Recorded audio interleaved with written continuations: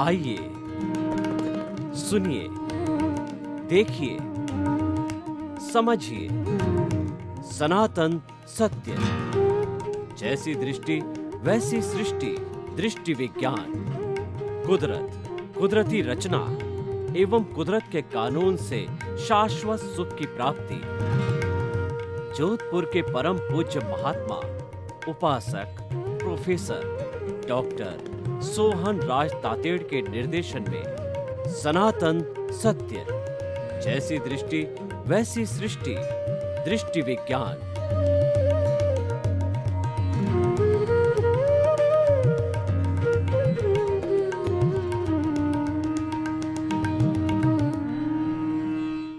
भाइयों और बहनों, मातृशक्ति को नमन। आज का हमारा बहुत सुंदर विषय है वर्तमान शिक्षा प्रणाली के गुणदोष। आज की जो शिक्षा प्रणाली है वह primary education, middle education, secondary education, college education, university education, इन भागों में बटी हुई है और इसके अनुसार बच्चों को पढ़ाया जाता है और हर लेवल की एजुकेशन का सिलेबस होता है। और आज की शिक्षा प्रणाली में कोई वर्ण व्यवस्था, कोई जाति व्यवस्था, उसको कोई स्थान नहीं है। आज के युग में जो कहा जाता है हरि का भजे सो हरि का होए, यानी जो किसी के प्रति भेदभाव नहीं होता है, हर एक के साथ में समानता का व्यवहार होता है। और शिक्षा सभी जाति, सभी वर्ण और कहना चाहिए भाषा, लिंग, जेंडर, ये सब के लिए समान रूप से शिक्षा दी जाती है। और आज की शिक्षा प्रणाली को बहुत बड़ी इम्पोर्टेंस दी जाती है।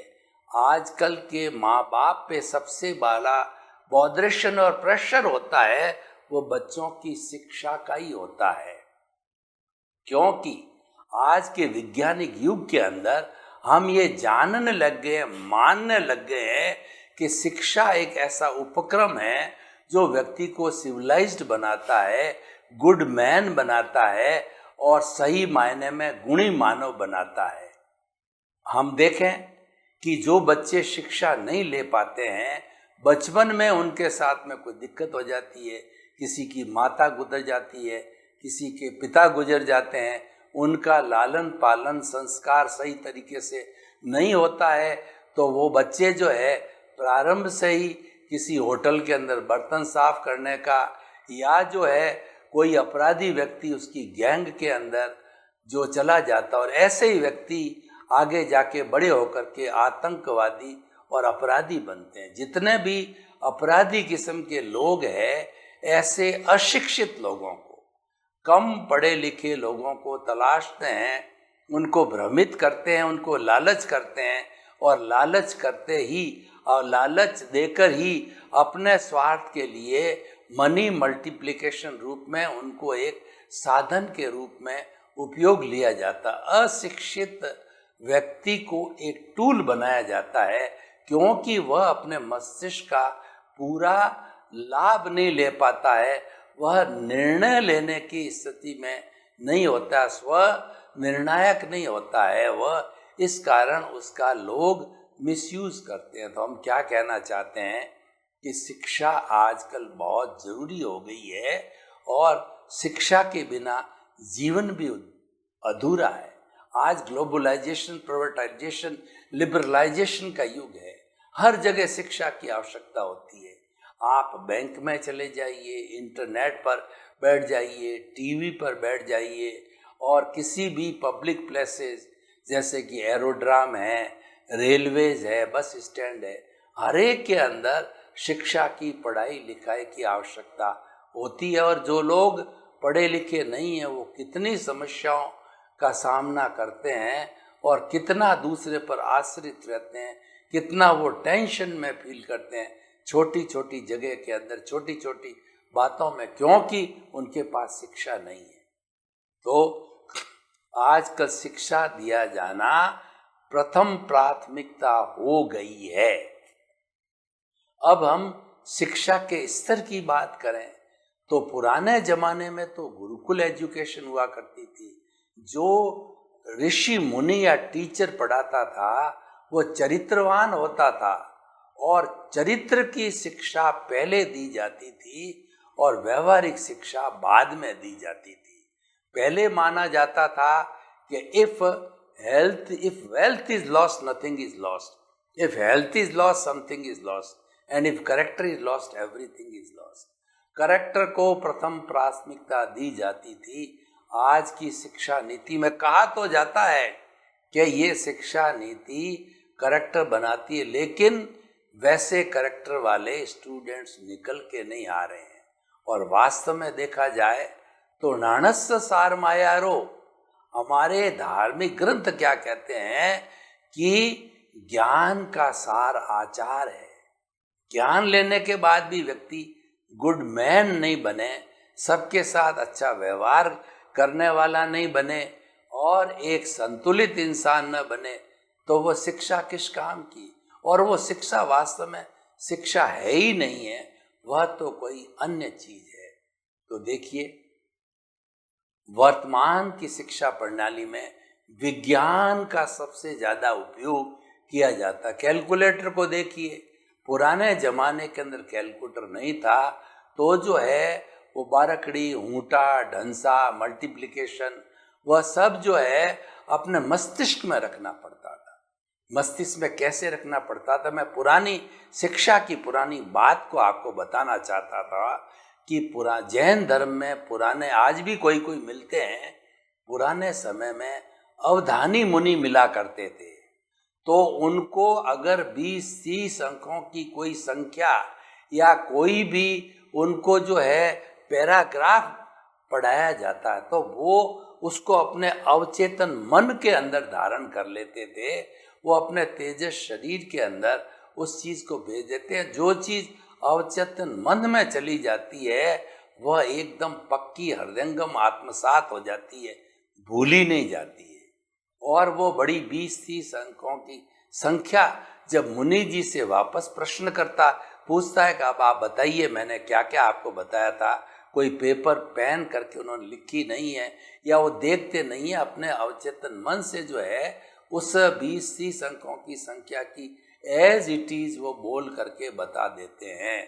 तो ये सारा अवचेतन मन का था। और ये पुरानी शिक्षा की एक विशेषता होती थी, क्योंकि पुराने समय के अंदर वैज्ञानिक साधन नहीं थे।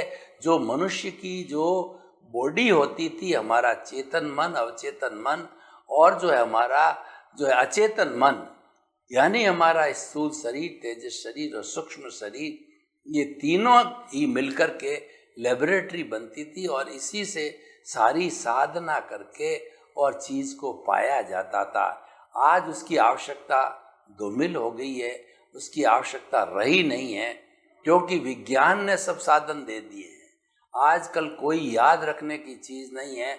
छोटे बच्चे को आप कहोगे कि जो है वो एक वस्तु के 3 रुपए लगते हैं तो 15 वस्तु खरीदें तो कितने रुपए लगेंगे, तो वो तुरंत जो है कैलकुलेटर निकालेगा, 15 × 3 = 45 बताएगा। लेकिन पुराने समय में तो कठिन से कठिन जो हिसाब किताब थे वो मौखिक निकाले जाते थे, क्योंकि सब चीज स्मृति में रखा जाना था। आजकल स्मृति में रखने की जरूरत ही नहीं है, वैज्ञानिक साधन बहुत आ गए हैं। और देखिए, किसी चीज के ज्ञान को पता करना हो तो गूगल को खंगालिए, और गूगल भी आजकल ऐसा आ गया है कि आप जो है वो सिर्फ आपको बोलना होता है, अवचेतन मन।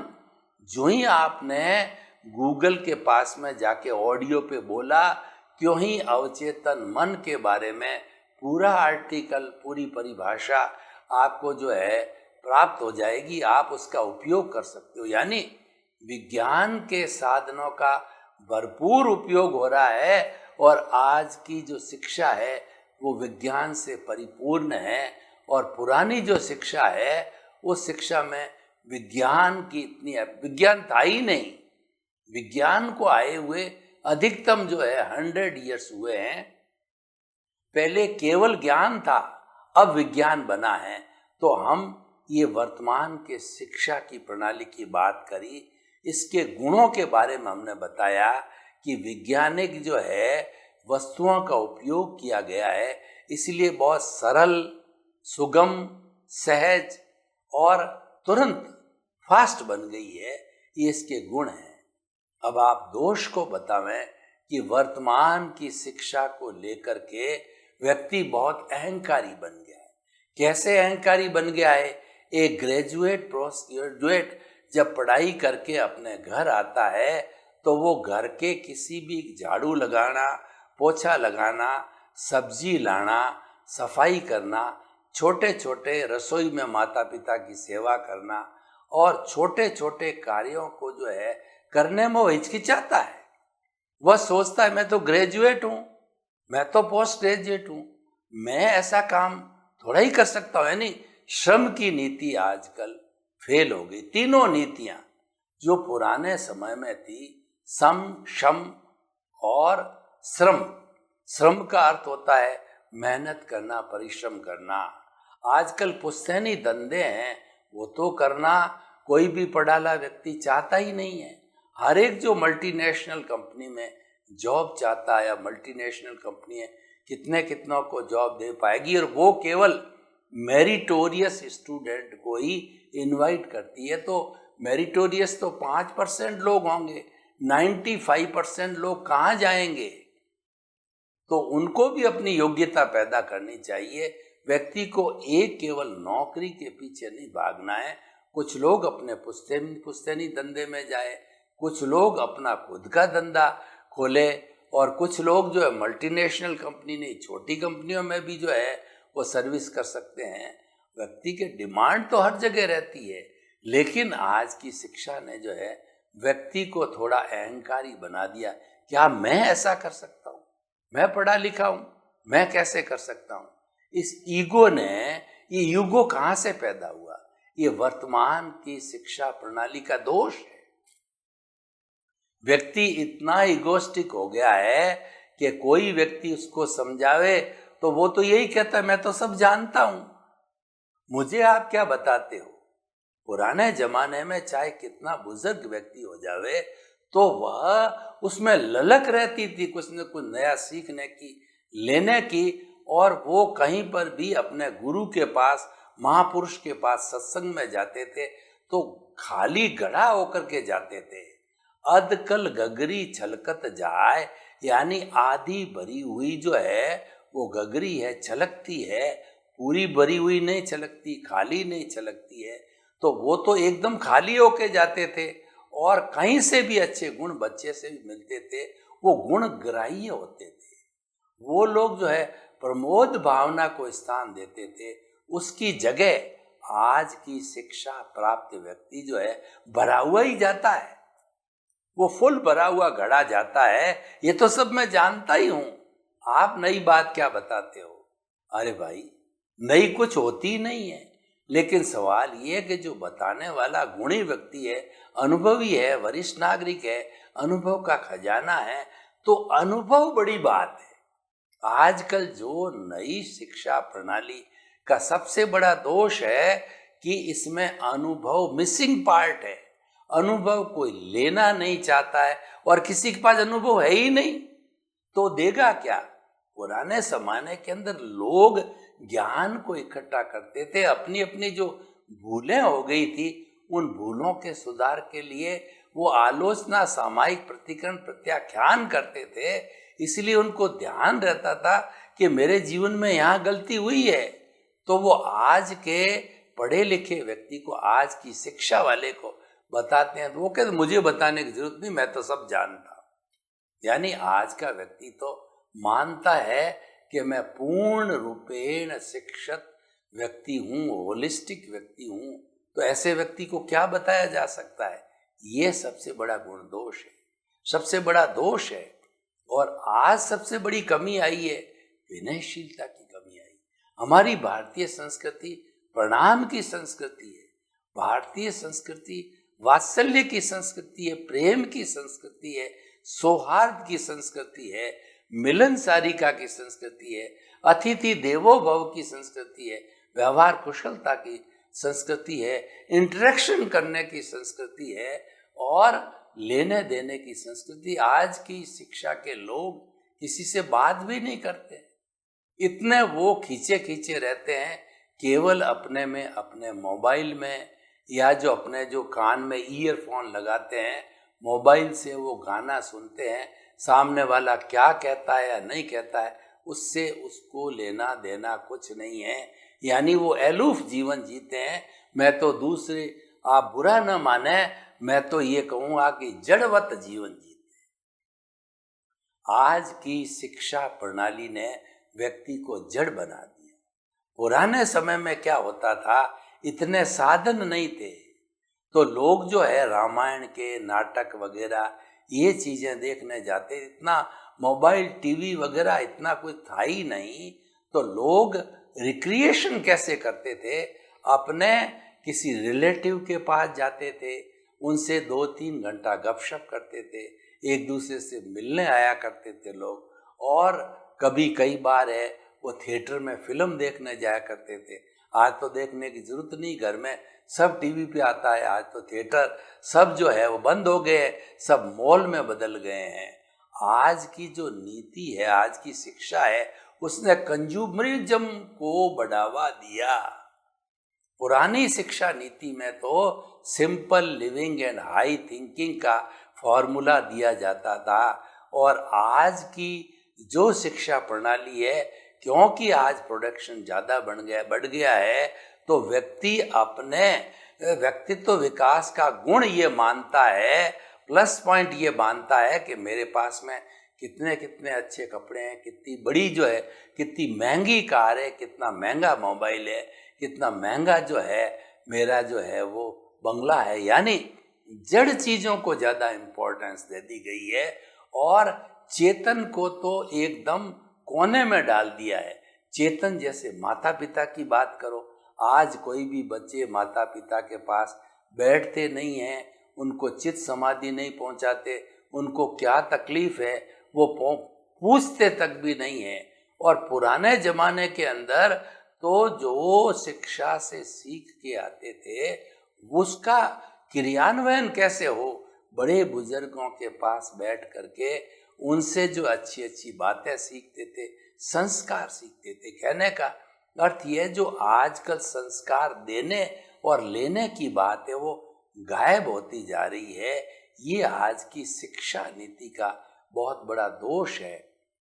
अभी देखिए, ये कोरोना काल आया, तो कोरोना काल में सभी अपने घरों पे थे, लेकिन ये सोचा गया कि न मालूम कितना लंबा चलेगा, तो ऑनलाइन शिक्षा की व्यवस्था की गई। ऑनलाइन के अंदर टीचर से कोई अट्रैक्शन होता नहीं था, जो क्वेश्चन पेपर दे दिया जाता था उसको हल करो और सबमिट करो, बस इतना ही काम था। लेकिन जब तक हम अपने गुरु से, टीचर से जो है बात नहीं कर लेते, उसके हाव भाव, उसके पढ़ाने के तौर तरीके, और हमारे मन में कोई शिक्षा के प्रति जो है कोई जिज्ञासा पैदा हुई, तो हम क्वेश्चन पूछ करके क्लासरूम में उसकी जो हल किया करते थे। मैं अपने टीचर होने के नाते जब कभी भी स्टूडेंट का पीरियड लेता था, तो मैं 3 स्लोगन प्रारंभ में उनको बताता था, थिंक पॉजिटिव, डू पॉजिटिव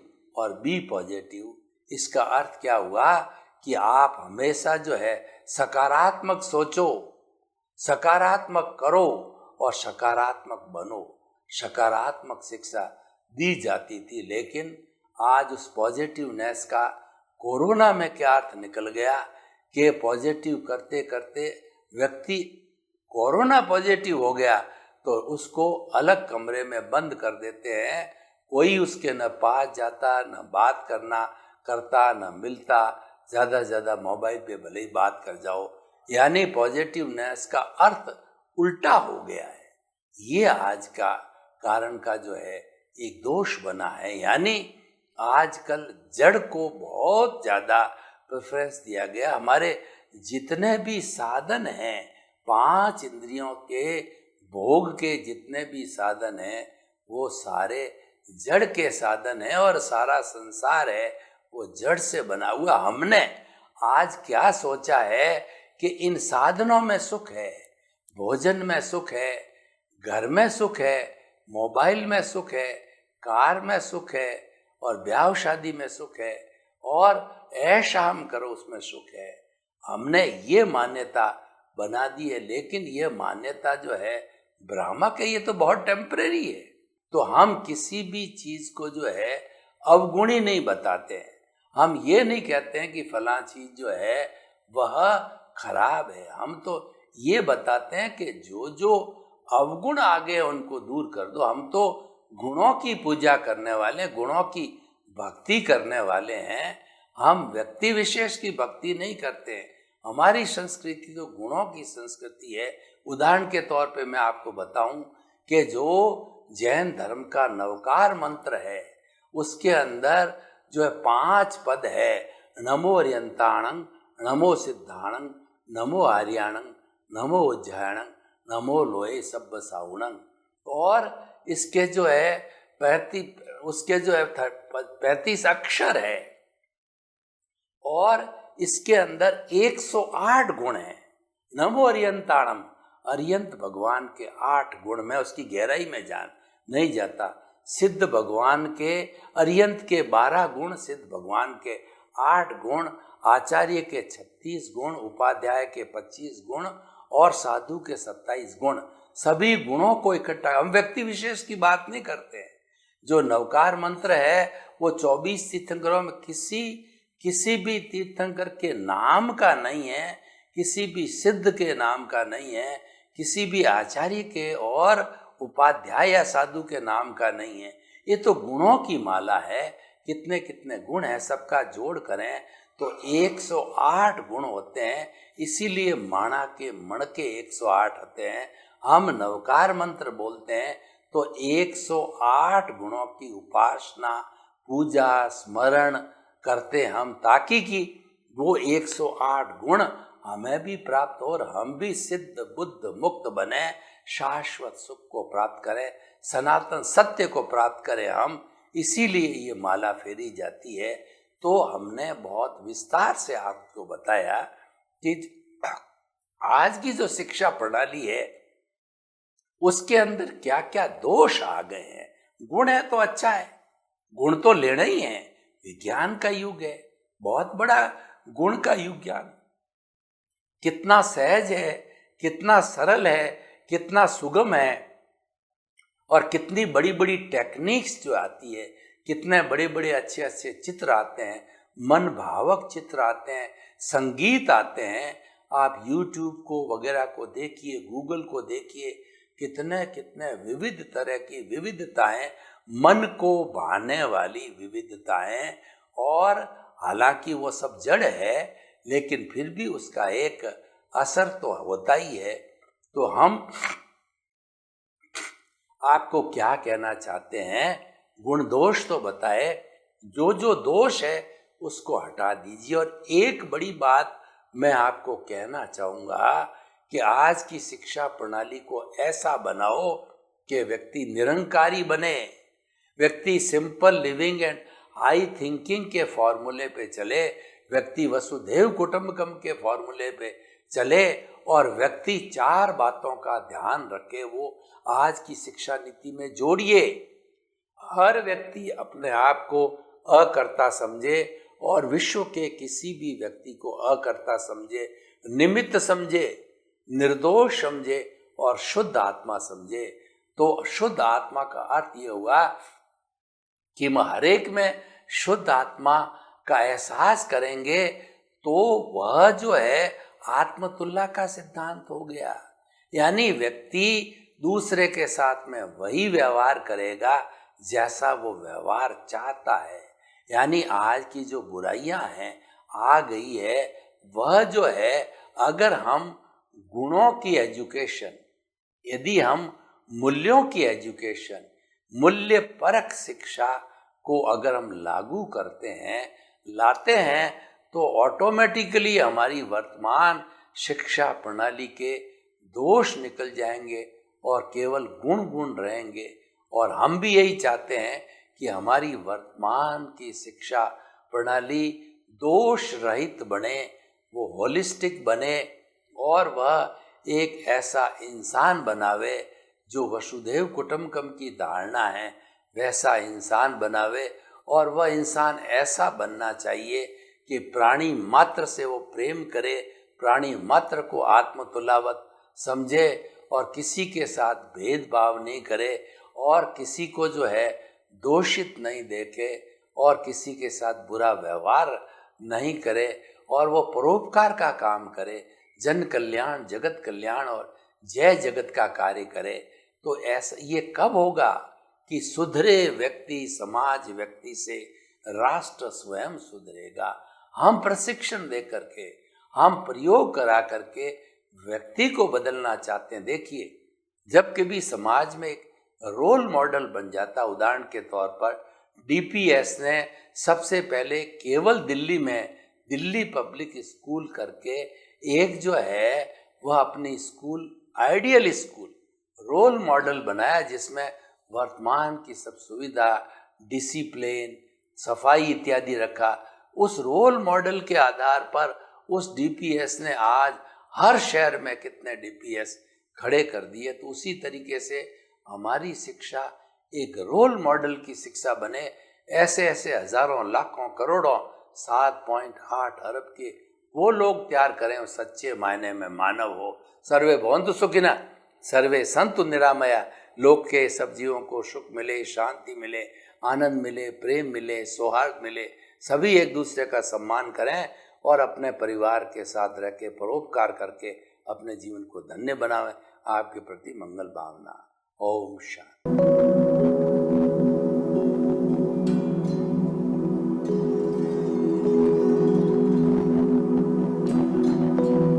एक ऐसा अंतर्राष्ट्रीय ख्याति प्राप्त मानव जो गुरु प्रेरणा से पिछले 20 वर्षों से वानप्रस्थ जीवन जीते हुए 24 घंटे मानवता की सेवा में संलग्न है। एक ऐसा मानव जो अभी राष्ट्रीय, अंतर्राष्ट्रीय टीवी चैनलों पर 7,500 एपिसोड के माध्यम से सनातन सत्य, आत्मविज्ञान एवं पुनरुत्थान, व्यवहार एवं निश्चय जगत के जीवनोपयोगी विषयों पर हृदय स्पर्शी प्रवचन कर चुका है। उस मानव का नाम है महात्मा उपासक प्रोफेसर डॉक्टर सोहन राज तातेड़।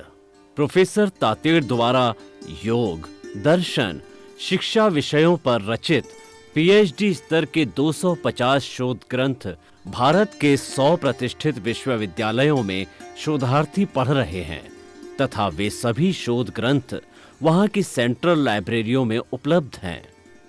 महात्मा सोहन राज ने अभी तक हजारों स्कूलों, कॉलेजों, विश्वविद्यालयों एवं संस्थाओं में सेमिनार, वर्कशॉप, कैंप लगाकर लाखों विद्यार्थियों को योग, दर्शन, शिक्षा का प्रशिक्षण देकर उन्हें सुसंस्कारित किया।